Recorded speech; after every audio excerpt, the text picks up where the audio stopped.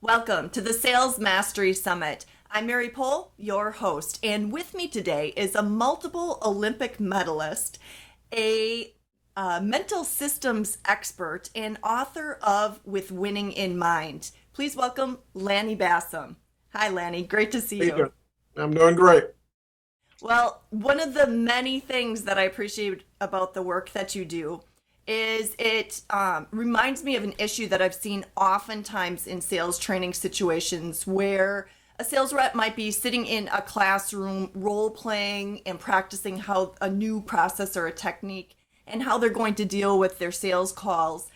And then they get out to the cold, harsh reality of actually being on a real sales call, and it's as if their brain was erased and nothing that they practiced is working anymore. And, just being in that different environment seems to have made all the difference.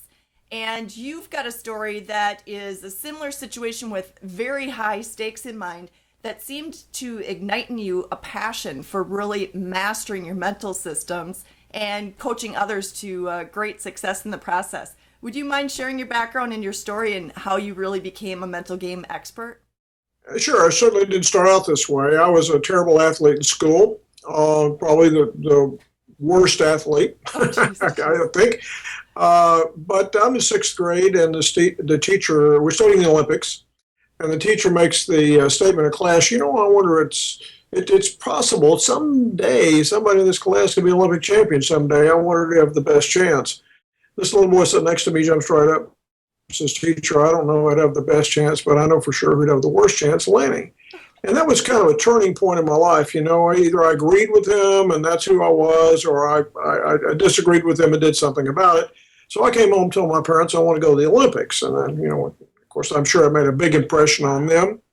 But I started reading books about Olympic athletes. And one of the things that I found in these books that intrigued me was that every single one of these Olympic champions were told at some time they didn't have what it took. Oh, really? They just weren't the right kind of person. Wilma Rudolph was diagnosed with polio as a child. She ended up winning 3 gold medals in track.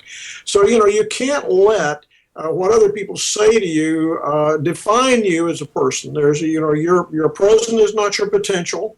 And so there's opportunity to grow. You've just got to find the vehicle that will run for you to get you to your goals. So I found my vehicle in international rifle shooting. It's a sport where you're not trying to make the body go, you're trying to make the body stop. And I was a 4-year All-American in college, and I got in the Army and had some support from the military to allow me to train full-time. Made an Olympic team in 1972. And when I got to the Olympics, I thought I was going to win the gold medal because my practice scores were good enough to do that. But when I got in the competition, same thing happened to me as the example that you shared with the sales guy, is that when I got under pressure, I turned into somebody else. I choked under pressure, ended up losing enough points to in my first half of the program to cost me the gold medal. Now, when the pressure's off, when you've lost enough points where you can't possibly reach your goal, then, pressure's off, so I did well. The last half ended up with a silver. So I came home with a silver medal. I wanted to take a course on how to manage your mind under pressure. And so at that time, I went to the best sports psychologist I could find. And he said, "Well, how can I help you?" I said, "Well, I'm number 2 in the world. I want to be number 1 in the world." He said, "Well, I can fix that." He says, "You work with me for about 6 months. I can get you okay with being number 2 in the world." Not your goal. No, thanks. So I kind of ran out of his office, and I realized that I really didn't need psychology. What I needed was how to manage the mind under pressure. I needed to know what the winners were doing. And so for the next 2 years, I interviewed Olympic gold medalists to find out what they were doing differently from everybody else. And what I found out was that 95% of all winning, whether it's in sales or whether it's in sport, is accomplished by a very small percentage of people. Maybe only 5% of the people do 95% of the winning. Mm-hmm. So I've spent my life studying that top 5% to see what are they doing differently to the people that are having trouble reaching their goals, and is it possible for us, once we learn what those things are, to be able to help anyone, no matter where they are, move toward being the best that they can be. And that's really how mental management got started. And I've been doing it full time for a long time, for about almost 40 years now. Oh, wow. Okay. Well, I'm sure anyone thinking about your track record said, well, he's competed many times under pressure before and came out on top. That's how he got to the Olympics. And it seems like it's around what you let the Olympics mean to you that first go around that messed you up. Yeah, I was definitely outcome oriented. I think that's one of the things that we find that, the top people that do 95% of the winning are not trying to win. They're not trying to make the sale. They're trusting that they will. And that's so counterintuitive because, of course, as salespeople, we're focused on that sales goal and meeting quota and, have it posted on our computer at all times. And that's could be what's thrown off your game, right? Sure it is. That can keep you in the middle of the leaderboard. Okay. I mean, I'm not saying that's a bad thing to do. I'm just saying that's not the best thing to do. I'm saying the best thing to do is to be so prepared that you're not trying to make the sale, that you're trusting that it will happen. Now, there's a time to think about winning, but it's not when you're performing. The time to think about winning is when you're preparing. All the work's done in preparation so that when you get in execution, you don't have to try. You can trust, because over-trying will kill a sale. Over-trying will make you seem desperate. Over-trying will allow your focus to be on outcome and away from your client. Okay. So the focus has got to be not on whether or not I get this sale or not, but how I can help this client meet their needs. And when you get away from that, you get away from the process of executing what you were supposed to be doing, which is meeting the client's needs, then you have some problems. Okay. So this is where you say winning is a process. Thinking about process is better than thinking about outcome. Here's one reason. Process can actually be defined. Outcome is a variable. You can do everything right and not get a sale. Right. I can do everything right and not get a 10. The key is that process of executing a good presentation is something that can be practiced, and you can define in advance what you need to do to be able to have a successful result. That doesn't mean that the outcome is always going to be successful, but you can develop a program where you can repeat those successful thoughts and actions that maximize the chance that the number of sales that you're going to get are going to be pretty high. So the idea is to focus on what you have chosen. I believe that consistency is a 3-step process. Step number 1, you carefully choose your primary. In other words, what are the helpful thoughts? What are the helpful actions? What are the things that I have done in the past that have resulted in high sales success? The second one is you've got to master what you've chosen. No one is successful without a lot of hard work. And so that's the key to master this and pay attention when you're successful. I think one of the things that I see from my clients is that they are too quick to focus on the problem when they don't succeed and not doing a good job about reinforcing when they do something right by repeating that in their mind, visualizing that again, asking themselves some critical questions. What worked? What was I doing right? Why did that work? Instead of spending so much time worrying about why it didn't. Now, I'm not saying that you shouldn't correct error. Correcting error is important, but correct error and move on. And the reason why this is so important is that the self-image, which is what makes you act like you and is really going to separate you from the person that you are, from the person that you could be, grows when you're thinking about solutions. It shrinks when you're thinking about problems. So what I think the people in the middle of the leaderboard do is they focus on their problems too much and don't focus on the times that they were successful. Every time you think about being successful, your self-image grows. Every time you think about a solution, your self-image grows. But when you think about a problem, your self-image shrinks. Okay. This happens in management too. I mean, a lot of the people that are in sales have a team. They're managing a group of people. Well, how do you manage? There's really solution-based managers and there's problem-based managers.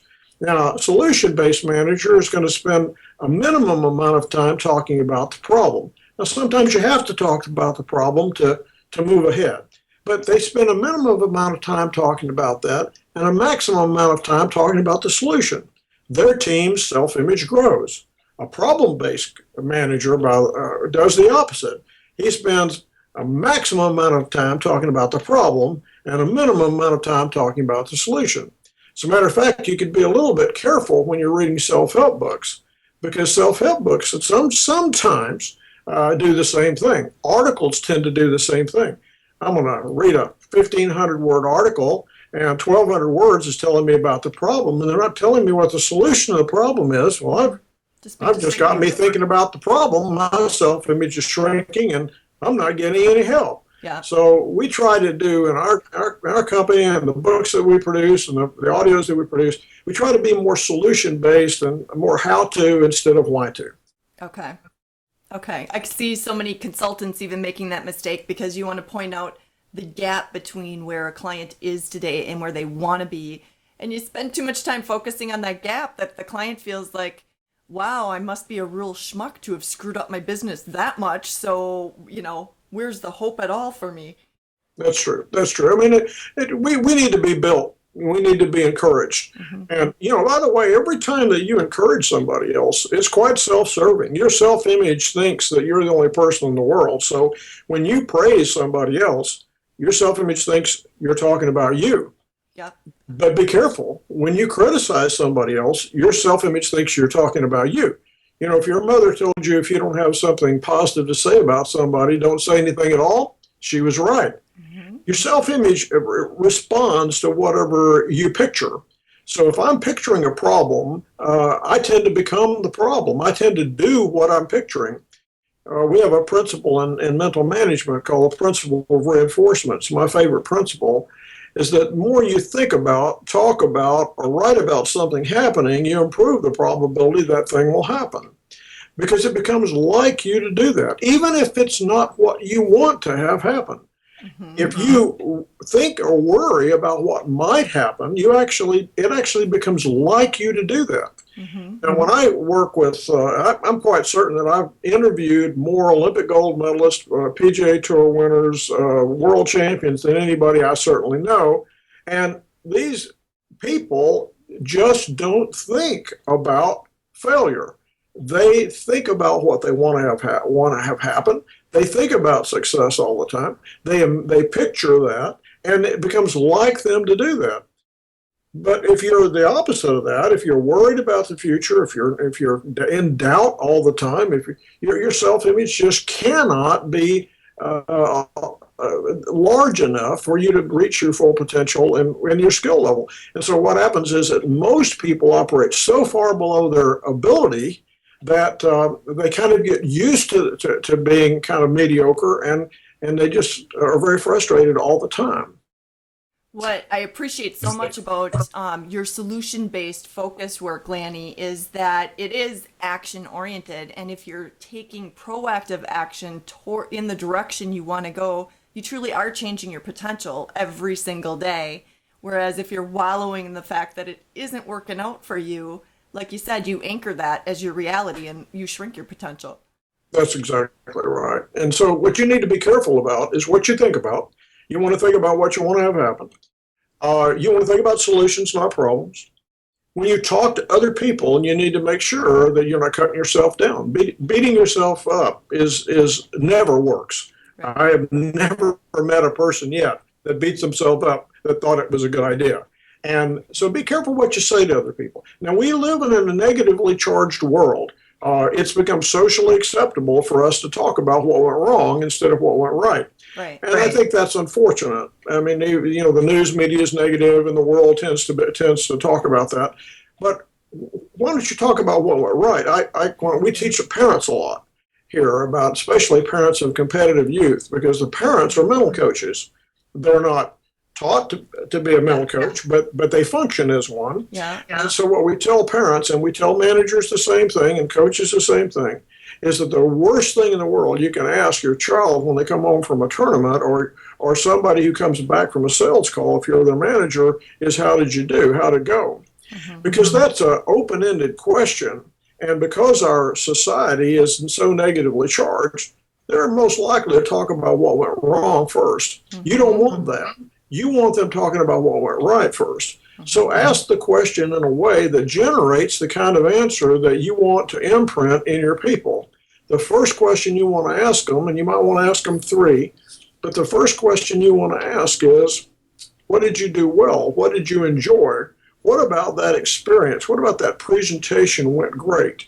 And that's independent of results, by the way. That can happen even when the sale isn't made. Right. You can do a really good job.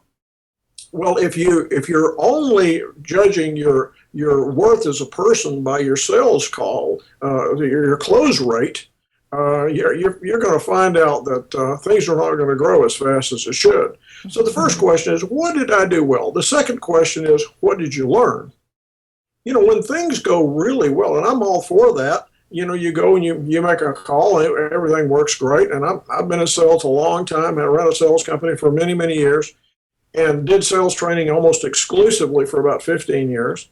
And what I learned from that is that I've got to learn from my mistakes. So the second question you ask is, what did you learn? Well, when everything goes great, you don't learn much. I love that, but you don't learn much. The opportunity to learn is when it doesn't go great. So the second question is, what did you learn? And the third question is really important. What are you going to do about it? I mean, is this going to build you up or beat you up? Because every obstacle is an opportunity. If we can't grow if we don't have something to overcome. Right. And I personally believe that one of the biggest things that separates the top 5% from everybody else is the way that they respond to challenges and problems.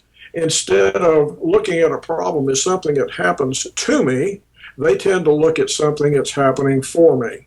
That's a big difference in what a person can do about building self-image. Because what self-image really is your habits and your attitudes. So if your attitude is every time something doesn't go right, there's something wrong with me, I just can't cut it, or maybe you put the blame on somebody else and say, well, it's my manager's fault, or it's my client base is terrible, the recession's bad, you know, nobody wants to buy my product. You know, you're avoiding the opportunity to grow. You know, it doesn't matter what the environment is out there, somebody's going to make a lot of money in it. If you don't believe that, look around. Right. You know, there's opportunity in a recession. There's opportunity. As a matter of fact, when things go easy, when things are going stellar, more competition comes into the market. You know, when recession hits, the people who can't cut it have to leave because they can't make it. It's like what's happened in some of the construction industry today, because with a recession in some parts of the country, the weaker companies just couldn't survive. And so competition's gone. Well, the economy's coming back in some places. Guess who's still there? The guys who could, and they're cashing in. Now everybody's some of our viewers might say, well, of course it's easy to be positive when you're a winner because you're always winning. But in fact, winners aren't always winning. It's really how they're pulling the lesson when things don't go well and what they anchor their self-esteem on, which is that I can do it, I am capable, and I can win. I just don't do it all the time. I mean, you think of a baseball player, the best baseball player is striking out, you know, over half of the time. So you could say they're losing more than they're winning, and yet they're still at the top of their game. Yeah, I think maybe another way to put that is that there's only two things that can happen when you go up to the plate. You can win or you can learn, but there's no winning and losing.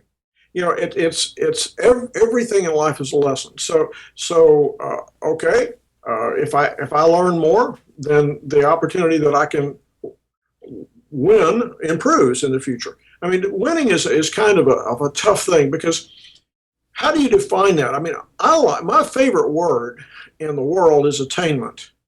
Favorite non-spiritual word is attainment. And there's a difference between attainment and accomplishment. Accomplishment is easy to measure. Accomplishment always has a number associated with it. It's first, second, third on the leaderboard. It's A, B, C, D, F in school.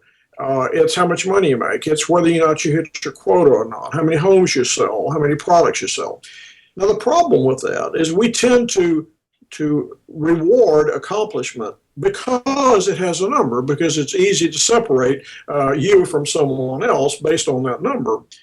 But something else is going on when we're operating in our job, and that is that we're growing and we're learning things too. Now, let's take two guys. Let's say they both earn $1 million in a year. Say one of them bought a company 10 years ago, made some mistakes, learned from them, got better, made more mistakes, learned from them, got better, sold his company this year for $1 million profit. The other guy bought a lottery ticket. Now, both of them accomplished earning $1 million, but only one of them became anything in the process. Okay. So what's the probability the person who could become, what's the probability the person that sold his company could do it again? Pretty good. Well, what was the difference? Well, the difference was the growth, the personal growth, the knowledge gained from overcoming obstacles, that he did something with his life other than going down and buying a lottery ticket. The guy that bought a lottery ticket still got really bad odds of doing it again. Right. But so what happens is that becoming is important. Becoming is how you change the internal. Accomplishments, how you change the external. And the problem with accomplishment being all you seek is accomplishment is very, very temporary. You get paid and then you spend the money and it's over. You win a tournament, you win a competition, and for about 30 minutes after you win the competition, you're a rock star. But tomorrow there's another competition and you start out as zero with everybody else. Every month is a brand new month. If you're in sales, it's okay. What are you going to do for me this month? Right. It doesn't matter what you did last month.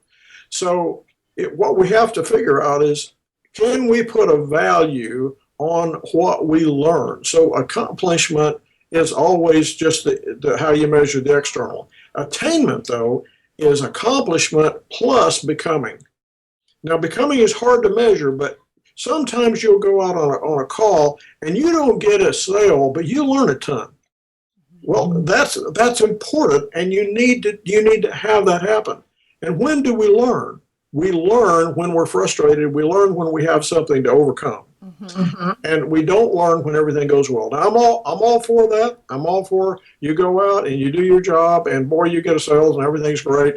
And I'm all for it. But you don't learn anything when that happens. So be attentive to the opportunities to learn, and that typically happens when things don't go well. You're talking about winning and losing. In my first 3 years on the U.S. team, now I was on the United States shooting team. The United States dominates Olympic rifle shooting, and when I got on the team, my three teammates, we shoot four-person teams a lot. My three teammates were all world and Olympic champions. I was the only one on the team that didn't have a world title. And so for my first 3 years, I never won anything. I mean, these gun gods would always beat me, no matter how great I shot. And I out-practiced them. I practiced more than they did. They would tell you that, if you ask them. So, was Lanny shooting more shots in those 3 years than you were? Yeah, I was. So I almost felt like, well, I deserved to win because I was working harder. Yeah. Well, it didn't work because they were beating me all the time. They knew some things I didn't know. I was over trying. They weren't. But you think, well, sure, it's easy to have a good mental attitude when you're winning. Well, I wasn't winning. And you still have to find out what's the difference. And for me, it was the mental game. For me, it was learning mental skills. I thought I was pretty good at mental training, but I didn't know anything about it. I really didn't.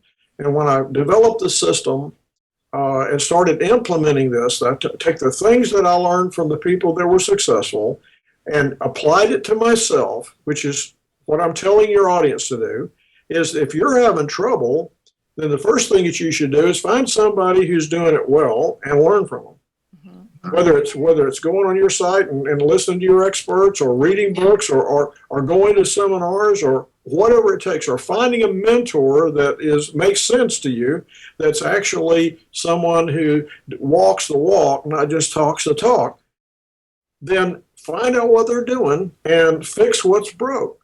But along the way, make sure that you prepare and repair your self-image so that you can handle the growth. And that's really what I had to do. And so once I won my first world title, for the next 6 years, I rarely lost. I was number one in the world for 6 years and won every major title, won the gold medal in the Olympics, won the world championships, won every national championship I competed in, won every World Cup I competed in, and had a nice long run at the top. But it wasn't easy getting there. And I've never met an elite performer that found it an easy road. And even if it was easy, you wouldn't like it. Right. Because you wouldn't appreciate it. You wouldn't feel like you earned it. That's right. People appreciate things in direct proportion to the price they pay for them. So I would say this: if your world is not inundated with problems, your goals are too low. I like that. Lanny, you talk about the 3 mental processes. Is that how we prepare our self-image for the growth? And, is that really how you maintained your spirit in your self-image when you are practicing and not getting the number 1 spot against your U.S. colleagues who are all world champions? How are you leveraging the 3 mental processes? These 3 mental processes. I believe that performance is a function of 3 mental processes. Okay. The first one is your conscious mind, what you're thinking about. Now, if you're thinking harmful thoughts, you're going to have a problem. You have to find out what are the helpful thoughts. The second one is your subconscious skill. Your subconscious is where your skills are. So, I had the skills. I had the skills all the time. I mean, I really wasn't that much better technical athlete when I was winning a lot than before, because I didn't have the third element. And the third element is self-image, what makes you act like you. So even though what I was thinking about was really kind of okay, I mean, I might have done a better job of not over trying and learning how to try just hard enough. I should have trusted more and tried less. But my biggest problem was building my self-image. I was too worried about what other people thought. I was too worried about, is this not going to work? Well, I had way too much self-doubt. I allowed myself to think too much about what might happen that would be negative instead of what I wanted to happen. I was too worried about what other people were. I was involved in these conversations about, somebody shot a bad shot. Well, I would tell them about the bad shot I shot. Well, all those were causing my self-image to take a beating.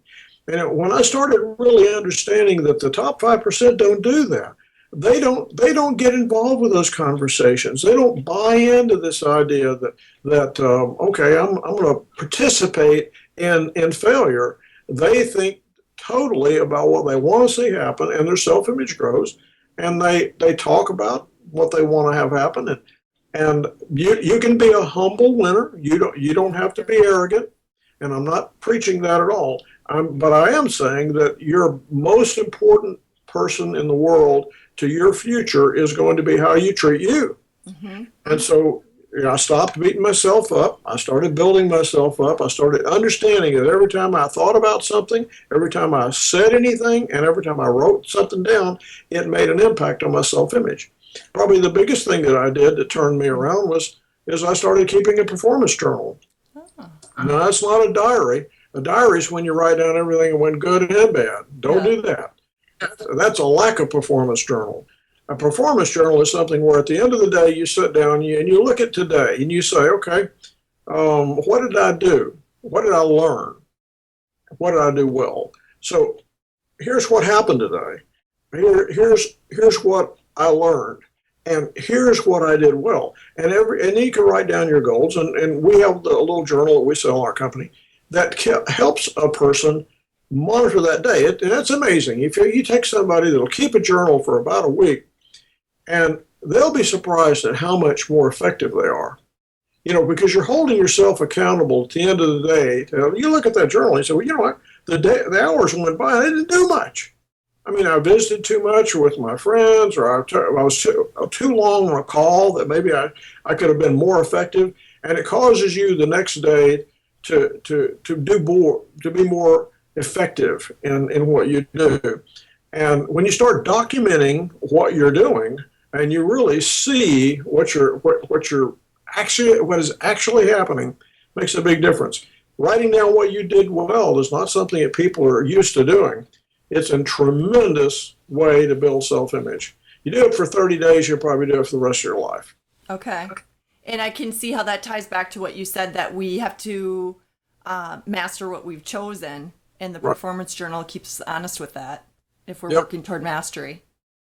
Yeah, when those consistency is carefully choose your primary, master what you've chosen, trust what you've mastered. The key to successful presentation is that you're so well prepared, you've got everything to trust, and there's no try. You go into a competition, and the other thing you got to ask yourself is, sometimes the best thing in the world for that client is that you don't want them. Yeah. Not every client's good for you. Right. I mean, you can get a high maintenance, low output client, and so you've got to go in with the idea that I'm going to do my job well. I'm going to be very, very well prepared, and everything that happens is to my benefit, even if it means I need to move out of this product line into another product line or something that's more like me down the road. Everything you do in life is a teaching model if you'll pay attention to it. And all of the things that happen to us happen for a reason, and you're looking for them to be the kind of thing that you can learn from and be helpful for you. Excellent. Well, Lanny, this is definitely master's level stuff to develop ourselves fully. Where could our viewers go to really get more help in this area? Well, our website is mentalmanagement.com. Okay. And we have all the products there, and our seminars that we do, and all the information that you need is at mentalmanagement.com. Okay. And take a look at my book With Winning in Mind, and it's available there, and it's also available at Amazon, of course. Okay. And hopefully that'll help. So you say that you did sales training for many years. As you helped sales reps really master their mental game, do any client success stories come to mind where somebody really felt good when they kind of overcame the odds and really developed their self-esteem and saw the results from that? Well, I think that what I've been doing more than anything else recently, although I just did a conference. I was in Nashville Monday and Tuesday doing a corporate event. What happens to me mostly today is that when I work with corporations, I'll go in for a couple of days and I'll do seminars to teach people how to build self-image. Okay. It's interesting because almost every week we get a letter or from someone or email or something like that says that our techniques has helped them be successful. It's so inspiring for us. And then we do an awful lot of stuff, work with sports. So we work with PGA-Tour players, Olympic athletes, and we've been fortunate enough to have 9 PGA-Tour winners that run our program that have won on the PGA Tour since working with us. Okay. What happens in sales is that, and rightfully so, is that a person that gets help from you from any kind of mentor situation, whether it be a seminar or anything like that, and then goes out there and applies it for himself. Those kind of stories tend to not come back to us as often as the sports stories do, and I would really like to hear more of those because that would be great. We have had clients that have turned their companies around after working with us. And I think one of the ones that I can recall recently was a company that the CEO of the company was had made the decision through a situation with his family where his wife was ill that he couldn't run this company anymore. So he backed out and let somebody else run it while he was taking care of his ailing wife who died of cancer. And so this was a break for him for a couple of years. Yeah. But he had stock in the company, and so when he came back, the company had run down pretty well. And he didn't know, okay, should I hire somebody else to come in and turn this company around, or did I have what it took to be able to do it myself? So he came in and took a class with us and a 2-day seminar with me, and I think I convinced him. I said, look, you're the one that built that company. You're still the same guy. Get back in there and do the same things that you were doing before. And we gave him a couple of things, ways to build self-image in his people. And what really had happened is, in his absence, his replacement had been a problem-based manager, and he was a solution-based manager. And about all he had to do was go back in there and turn the tide. And what I told him, and I'll just tell you what I told him, and I think this might have helped him. This is what he told me that helped him the most. Is I told him that there's 3 kinds of people in the world. There are leaders, there are leaners, and there are leavers. Maybe you've heard this before. No. Well, the leaders, you can't keep them from leading. They're going to lead no matter what you do. No matter how well your organization is run, the leaders are going to lead. The leavers are going to leave. No matter what you do, you can't save everybody. They are going to leave. What makes a good organization is if the organization is good, the leaners will lean toward leading. In a poor organization, the leaners will lead toward leaving. So your job is not to inspire the guy that's already inspired, that's already going to do things. Your job is not to save the guy that is unsavable. Your job, and the job of any company, is to create an environment that causes people to grow in the direction of doing good work. And that's how companies become profitable. Makes perfect sense. So, as I mentioned, this is very deep work to do. What do people have to overcome to get started and start seeing the success of really applying a healthy mental system? Well, I think the first thing you have to do is to realize that when you ask an elite performer what percentage of what they do is mental, you get a big number back. I mean, the Olympic athlete, the PGA Tour player is going to tell you that golf's 90% mental or their sport's 90% mental. Well, I'm here to tell you that business success is 90% mental. Yeah. And so, but then you ask them a second question, is what you're doing, since you've been in sales or whatever it is in business, have you spent 90% of your time and money developing your mental game? Well, the golfer will tell you no. Well, what percentage of time are you spending? And it's going to be very low. Well, here's the good news. That's true of your competition. What if it was not true for you? What if you made the mental game a priority? What if you made learning mental skills a priority? And you found out what the top people were doing, and you started doing more of that instead of more of what you've been doing. You can make a huge impact in your future. And that's exactly what I did. I mean, that's my story. I wasn't all that much better technically, but I found out what the top people were doing mentally and made that what I was doing. And that's what made the difference. I love it. Well, that seems like a great place for us to wrap on, because certainly people are going to want to go dive into your book and your other resources so that they can start incorporating these skills and these solutions for themselves. And so I encourage you all, if you want the most that you can get out of life, you really do have to focus on that mental game. Thanks a lot. Thanks so much, Lanny. And thank you to our viewers for tuning in and investing in your own success. The Sales Mastery Summit is here to help you never stop learning from the best. Take care.